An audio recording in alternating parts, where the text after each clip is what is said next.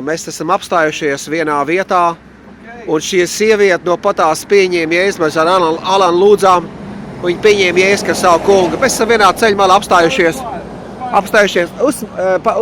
Ulibņiķis, pažālstā. Ulibņiķis. Viņi nedaudz runā pa krieviski.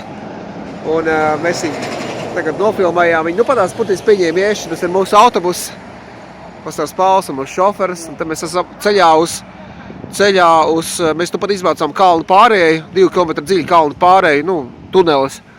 Un vienkārši vienā vietā apstājāmies. Te ir saucamās parastās tolets, ķipa me i žo.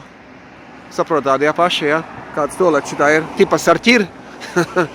Un tad mēs dodamies tālāk uz Kotīsī, tagad uz esam faktiski Rietum Gruzijā. Un Rietum Gruzija ir daudz zaļāka, daudz vairāk koku, jo šeit mitrums lietas ir biežāk nekā pārējā Gruzijā. Turpinājums sekos.